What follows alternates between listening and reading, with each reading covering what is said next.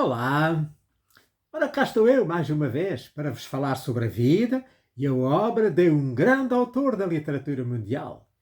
O meu nome é Sebastião Barata e hoje vou falar-vos de D.H. Lawrence, nascido em 1885 e falecido em 1930, que foi um escritor inglês, autor de romances, poesia, teatro e crítica literária, e foi também pintor.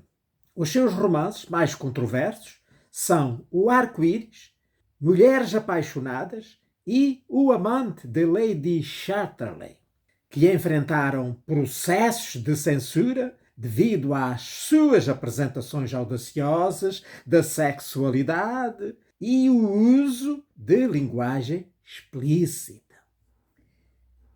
David Herbert Lawrence era o quarto dos 5 filhos do mineiro Arthur John Lawrence.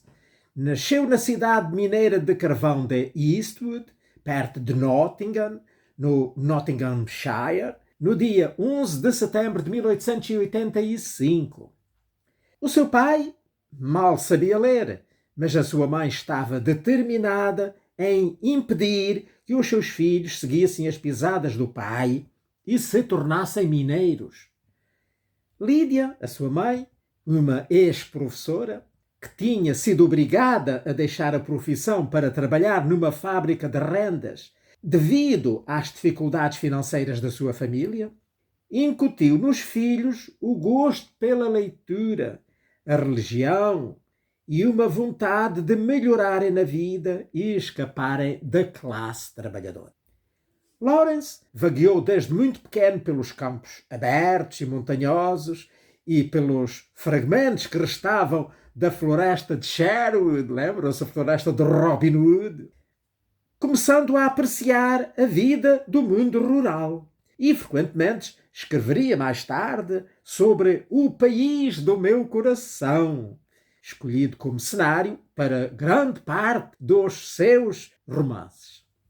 Em criança, sempre preferiu a companhia das raparigas à dos rapazes, o que o levou a ser alvo de travessuras, hoje diríamos bullying, por parte dos colegas da escola, a Beauvale Board School, que frequentou de 1891 até 1898.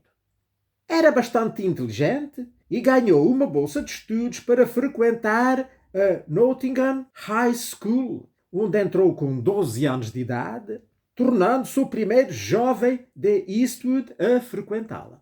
No entanto, teve muitas dificuldades em ambientar-se, principalmente com os outros rapazes, e abandonou a escola no verão de 1901, sem completar o curso. Lawrence, com 16 anos, começou a trabalhar na fábrica de aparelhos cirúrgicos de Haywood, mas teve de a deixar 3 meses depois por ter contraído uma pneumonia grave. Durante a sua convalescença, visitava frequentemente Haggs Farm, a casa da família Chambers, e começou uma amizade com uma das filhas, a Jessie Chambers, que viria a inspirar algumas personagens da sua obra.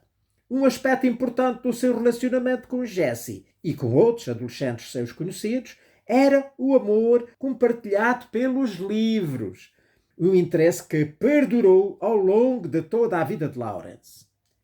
Entretanto, a mãe insistia para que o David se tornasse professor para lecionar na escola dos filhos dos mineiros de Eastwood. Assim, em 1902, Lawrence começou a trabalhar como aluno-professor na British School Eastwood, sendo também aluno a tempo parcial no Ilkeston Pupil Teacher Centre. Em dezembro de 1904, ganhou uma bolsa para o Nottingham University College, que então era uma faculdade externa da Universidade de Londres, onde só pôde começar a estudar por dificuldades financeiras em 1906. Ali recebeu em 1908 o seu certificado de professor. Sob a influência de Jessie Chambers, o Lawrence começou a escrever poesia em 1905. Um ano mais tarde, começou a escrever o romance O Pavão Branco. No final de 1907, ganhou um concurso de contos no Nottinghamshire Guardian, o primeiro reconhecimento importante pelos seus trabalhos literários.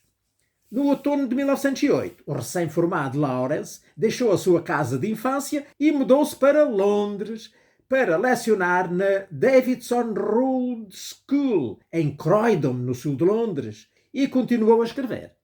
Lawrence e a sua amiga Jessie Chambers viveram um breve romance entre o Natal de 1909 e agosto de 1910. Nesse período, Jessie submeteu algumas das primeiras poesias de Lawrence a Ford Madox Ford, que era o editor da influente The English Review. Então, este encomendou-lhe a história Odor of Chrysanthemums, Odor de Crisântemos, que, quando publicada na revista, encorajou a Heinemann, uma editora londrina, a pedir mais trabalhos a Lawrence. A sua carreira como autor profissional começava então a sério. Em janeiro de 1911 foi publicado o seu primeiro romance, aquele The White Peacock, portanto o Pavão Branco. Mas a alegria que podia ter por ter sentido este sucesso foi ensombrada pela morte da mãe, vítima de cancro no mês anterior. O jovem ficou arrasado devido à relação próxima de Lawrence com a mãe, e o seu luto teve um impacto profundo na sua obra, incluindo o romance Filhos e Amantes, que explora a complexa relação entre uma mãe e o filho. Em novembro de 1911, a saúde débil que atormentou Lawrence durante grande parte da sua vida culminou numa nova pneumonia. Mais uma vez, lutou para se livrar da doença, mas os seus pulmões ficaram ainda mais danificados. A conselho do médico, deixou o ensino e passou a dedicar-se à escrita a tempo inteiro. Nesse ano de 1911, Lawrence conheceu Edward Garnett, um editor que se tornou seu mentor e amigo. Inspirado pelos diários íntimos de uma colega de ensino, escreveu o seu segundo romance, The Trespasser, O Invasor, de 1912. Em março de 1912, Lawrence conheceu Emma Maria Frida Johanna Freiheim, filha do barão de Richthofen, 6 anos mais velha e mãe de 3 filhos pequenos. Era casada com Ernest Weekly, professor de línguas modernas no Nottingham University College e ex-professor do Lawrence. A Frida e o Lawrence apaixonaram-se loucamente e fugiram para a casa dos pais da Frida em Metz, uma cidade da Alemanha, junto à fronteira com a França. Devido à tensão que se vivia e que levaria à Primeira Guerra Mundial, Lawrence foi preso e acusado de ser um espião britânico, mas foi libertado após uma intervenção do pai de Frida. Após ser libertado, Lawrence partiu para uma pequena aldeia no sul de Munique, onde se juntou a Frida para a sua lua de mel, entre aspas, recordada mais tarde na série de poemas de amor intitulada Look, we have come through. Olha, nós passamos, que é de 1917. Da Alemanha, Lawrence e Frida atravessaram os Alpes para a Itália, uma viagem que ficou registada no primeiro dos seus livros de viagens, uma coleção de ensaios interligados intitulada Twilight in Italy and Other Essays, que é de 1916 e em Portugal tem o título Crepúsculo em Itália. E também no romance inacabado Mr. Noon. Durante a sua estadia na Itália, Lawrence, sob a orientação do Edward Garnett, completou a versão final de Sons and Lovers, portanto, Os Filhos e Amantes, publicada em 1913, no qual o Edward Garnett cortou cerca de 100 páginas de texto, em comum com o autor, né? Quando foi publicado, o romance foi saudado como um retrato vívido das realidades da vida da classe trabalhadora rural. Lawrence e Frida deslocaram-se à Grã-Bretanha em 1913 para uma breve visita, durante a qual encontraram e fizeram amizade com o crítico John Middleton Murray e a contista neozelandesa Catherine Mansfield. De volta à Itália, hospedaram-se numa casa de campo em Fischerino, no Golfo de Spezia, onde Lawrence escreveu o primeiro rascunho do que mais tarde seria transformado em dois dos seus mais conhecidos romances: The Rainbow, O Arco-Íris, e Woman in Love, Mulheres Apaixonadas, é os títulos que tem em Portugal, em que personagens femininas não convencionais ocupam o centro das atenções. Quando Frida conseguiu o divórcio do Ernest Weakley, Lawrence e Frida regressaram à Grã-Bretanha pouco antes da eclosão da Primeira Guerra Mundial e casaram-se no dia 13 de julho de 1914. Durante esse tempo, Lawrence trabalhou com intelectuais e escritores londrinos como Dora Marsden, T.S. Eliot, Ezra Pound e outros ligados a The Egoist, uma importante revista literária modernista que publicou alguns dos seus trabalhos. A ascendência alemã de Frida e o desprezo aberto do Lawrence pelo militarismo fizeram com que fossem vistos com desconfiança e vivessem na Grã-Bretanha quase na miséria durante a guerra. Mais tarde, o casal foi acusado de espionagem e sinalização para submarinos alemães ao largo da costa da Cornualha, onde viviam, em Zennor, uma paróquia do distrito de Cornwall. Durante esse período, o Lawrence terminou o rascunho final de Mulheres Apaixonadas. Enquanto trabalhava nesse livro, lá em Cornwall, durante os anos de 1916-17, o Lawrence desenvolveu um forte relacionamento com um fazendeiro da Cornualha chamado William Henry Hawking, que provavelmente não passasse de uma ligação romântica, embora a Frida acreditasse que era sexual.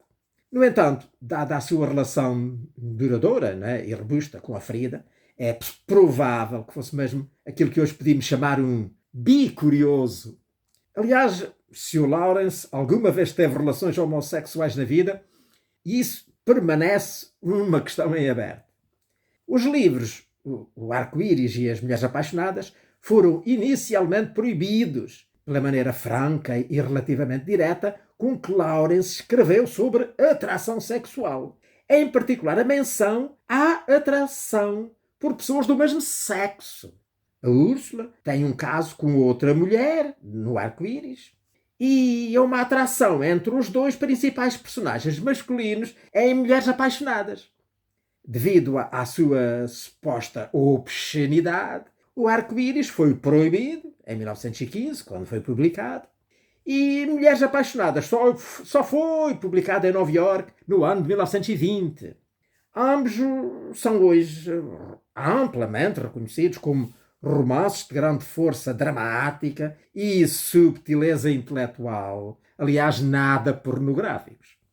O Arco-Íris acompanha 3 gerações de uma família de agricultores de Nottinghamshire, desde a era pré-industrial até a era industrial, focando-se principalmente numa filha, que é aquela Úrsula, e na sua aspiração a uma vida mais gratificante do que a de se tornar dona de casa.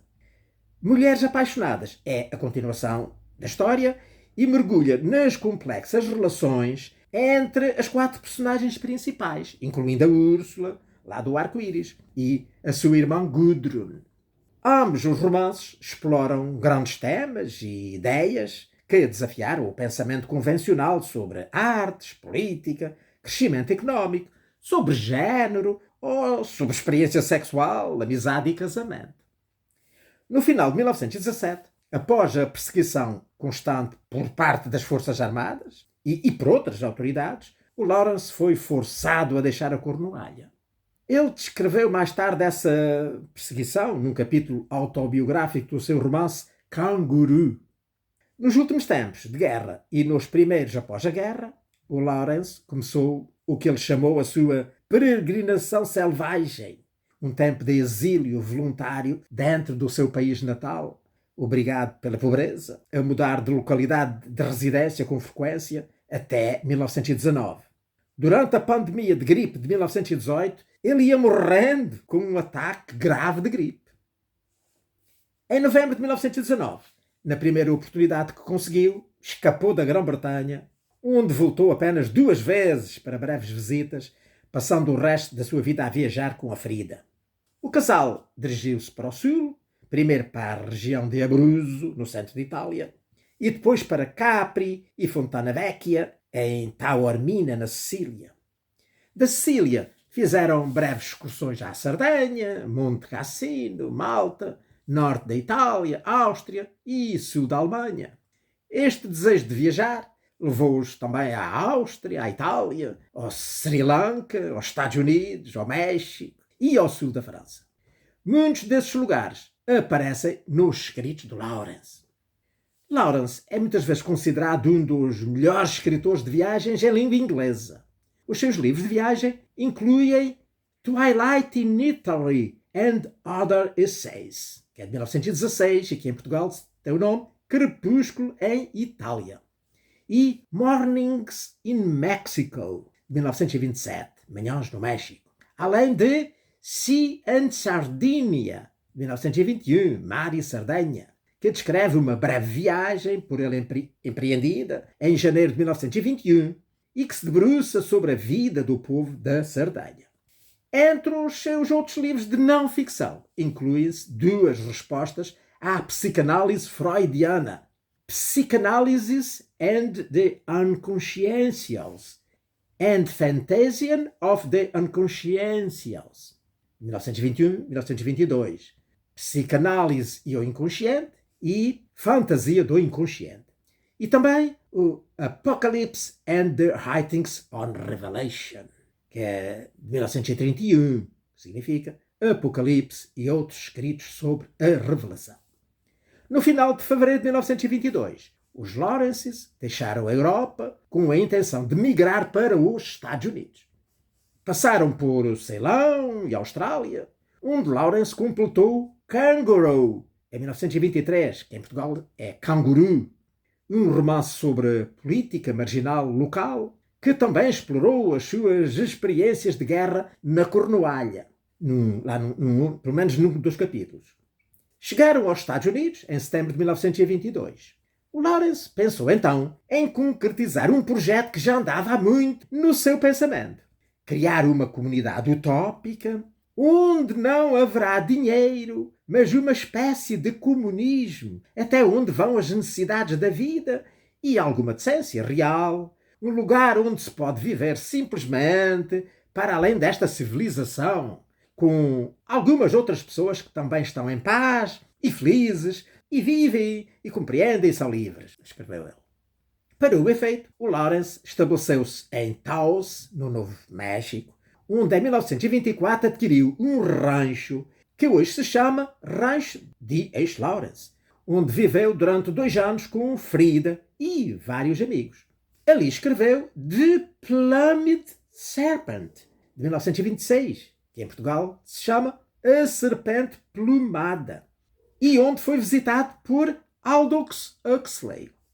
Fez várias visitas ao México e, em março de 1925, durante a sua 3ª visita, sofreu um ataque quase fatal de malária e de tuberculose.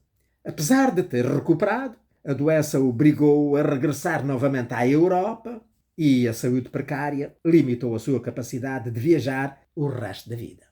Os Lawrence instalaram-se numa vivenda no norte da Itália, perto de Florença, onde ele continuou a produzir contos e outras obras de ficção, como The Man Who Died, de 1929, O Homem que Morreu, em Portugal, uma reformulação heterodoxa da história da ressurreição de Jesus Cristo, e The Virgin and the Gypsy, de 1923, também traduzido em Portugal, A Virgem e o Cigano.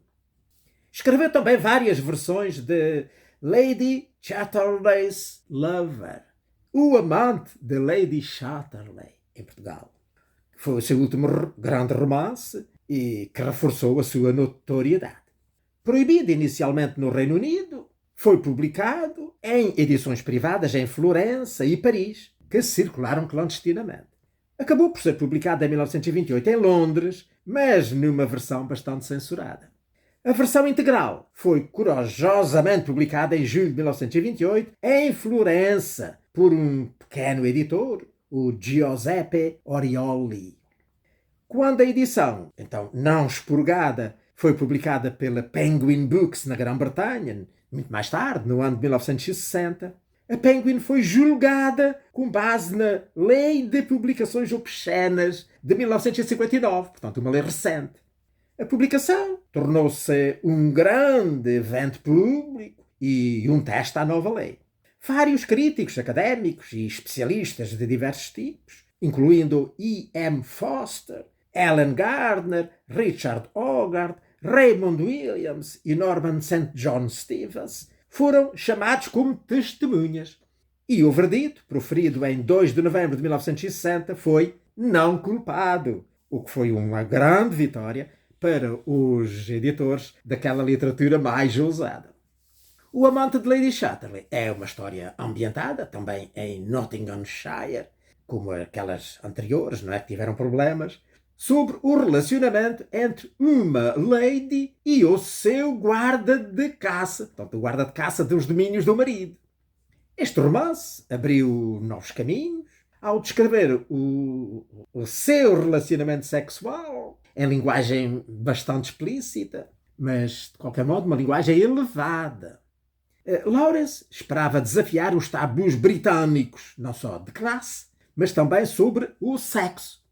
Como ele escreveu no prefácio, permitir que homens e mulheres pensassem o sexo plenamente, completamente, honestamente e decentemente. Como está aqui na página do livro que eu andei a ler, aqui na página 10.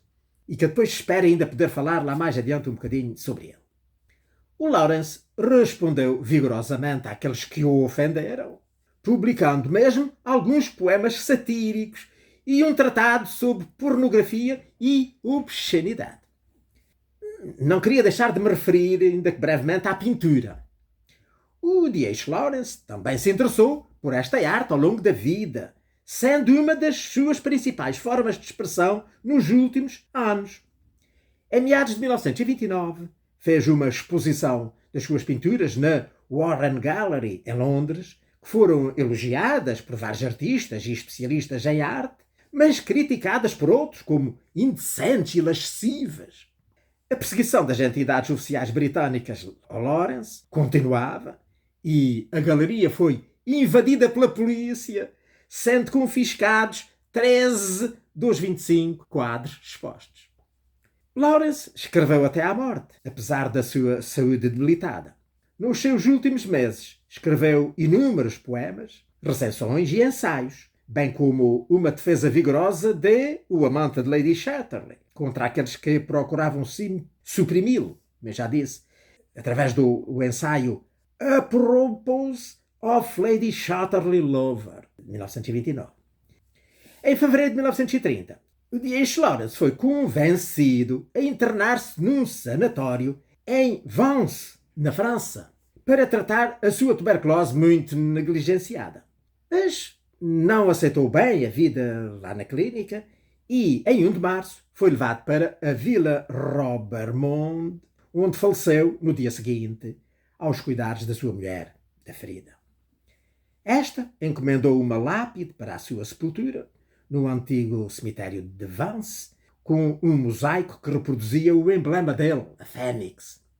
Após a morte de Lawrence, a ferida viveu lá no rancho, em Taos, com um amigo do casal, o antigo capitão Angelo Ravagli, com o qual ela depois casou em 1950. Em 1935, os restos mortais de Lawrence foram exumados e cremados, tendo as cinzas sido entregues ao Ravagli, em representação da ferida, para serem levadas para os Estados Unidos. No entanto, ao embarcar em Marselha, ele recusou-se a pagar os direitos devidos à exportação das cinzas, pelo que foram espalhadas no Mediterrâneo. No rancho, em Taos, numa pequena capela, no meio das montanhas do Novo México, estão enterradas somente poeiras e terra trazidas lá da França, de Marselha. Ora bem, as obras modernistas do D.H. Lawrence exploravam a modernidade, a alienação social e a industrialização, ao mesmo tempo que exaltavam a sexualidade e a vitalidade, temas considerados controversos para a sua época. Não esqueçamos que estavam em inícios do século XX, portanto há 100 anos. A sua produção estende-se praticamente a todos os géneros literários, tendo publicado novelas, contos, poemas, peças de teatro, livros de viagem, traduções, livros sobre arte, crítica literária e cartas pessoais. 7 volumes de cartas pessoais que foram publicados em vida. O conjunto da sua obra expõe uma alargada reflexão sobre os efeitos desumanizadores da modernidade e da industrialização. O Lawrence revela na sua obra que estava muito interessado no sentido do tato. E o seu foco na intimidade física radica-se no desejo de restaurar o equilíbrio do corpo com a mente a que era dada uma ênfase excessiva na civilização ocidental. Na sequência da filosofia do Nietzsche, de que eu, se recordam, falei aqui há umas semanas atrás, o D.H. Lawrence desejava um regresso ao pensamento pré-socrático, quando havia esse equilíbrio, portanto, entre o corpo e a mente.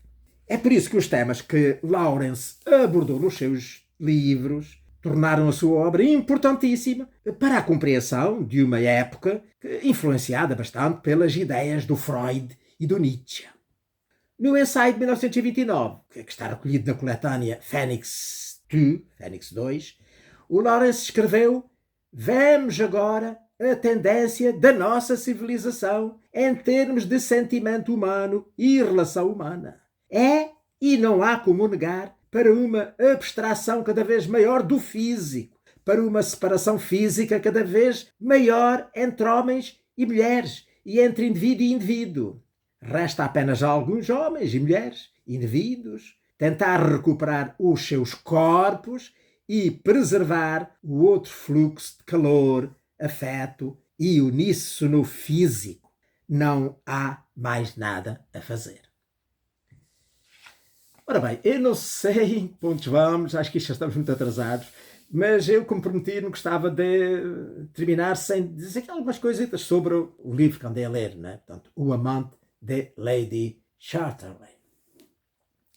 Ora, trata-se aqui de um triângulo amoroso. Como já vimos, ele desenvolve aqui tema bastante da sexualidade e os 3 personagens principais são o Clifford Chatterley, o senhor rico, da nobreza, a sua esposa, a Constance, e o Mayors, que era o couteiro lá dos domínios do Clifford. O Clifford, portanto, estava noivo da Constance quando foi para a guerra, para a Primeira Guerra Mundial. Depois, numas férias que teve da guerra, casaram, tudo muito bem, e ele voltou para a guerra, e depois voltou de lá completamente esfrangalhado. A tal ponto que ficou paralítico das pernas e passou a viver numa cadeira de rodas. E não poderia mais ter relações sexuais. A Constance era uma jovem filha de um burguês que tinha estudado, ela e a irmã, na Europa, na França, na Alemanha, noutros países. Portanto, era bastante mais evoluída e, enfim, eu compreendia muito bem aquela civilização inglesa, onde o que era preciso era manter as aparências. As pessoas, no fundo, nem se importavam que tivessem amantes, desde que não se soubesse. Eles andavam com quem queriam e elas também andavam com quem queriam. E o que não se podia era saber manter as aparências. Ora, o que é que aconteceu aqui? Como o Clifford Chatterley não podia ter filhos, ele não se importava nada que ela tivesse assim uma aventura e lhe arranjasse um herdeiro. O que ele queria era ter um herdeiro, não é? Para não se perder a linha da família. O que queria era que fosse um homem saudável, culto, educado e que, portanto, não lhe desse assim uma criança depois que lhe desse problemas. Quanto à educação, não fazia mal. Ele depois o educaria e faria dele um nobre. Bem, no princípio, a Constance tratava dele, mas depois começou-se a tornar o serviço muito pesado e contratou uma enfermeira e ela começou a ficar muito livre e então começou a passear lá pelos campos, lá pelas florestas, pelas matas e assim. E entrou em contacto lá com o couteiro, né? O guarda de caça, Enfim, e daí até chegar a vias de facto, não passou muito tempo. E o que é que acontecia? Ele, embora fosse filho lá da terra, portanto originário de mineiros e de gente simples, tinha ido para a guerra, tinha andado lá pela Índia, pelo Egito, etc. Dava-se muito bem com o seu comandante, ele foi promovido, chegou a capitão, e depois, quando o comandante morreu, ele desinteressou-se pelo serviço militar, veio-se embora, e então veio para lá, não queria assim uma vida muito complicada, e aceitou aquele trabalho de guarda de caça lá do Lord Chatterley. Portanto, ele era uma pessoa com uma certa cultura, embora de origem plebeia. Ora, isto, claro, veio dar problemas, não é? Eles, de facto, deram-se muito bem, ligaram muito bem, mentalmente e fisicamente, foram aquilo que era o perfeito estilo de relação que o autor, o D.H. Lawrence, preconizava, né? E que ele, portanto, aqui desenvolve neste livro.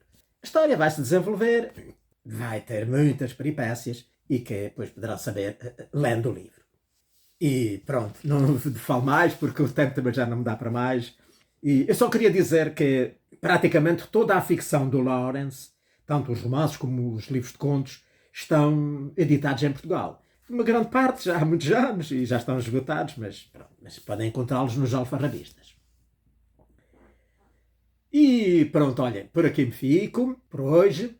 Espero que tenham gostado desta conversa de hoje sobre o D.H. Lawrence, o autor de uma série de livros controversos para a época em que foram escritos. Espero que Deus me dê vida e saúde para cá voltar de novo, para vos falar sobre a vida e a obra de outro grande autor da literatura mundial. Ora, passem muito bem!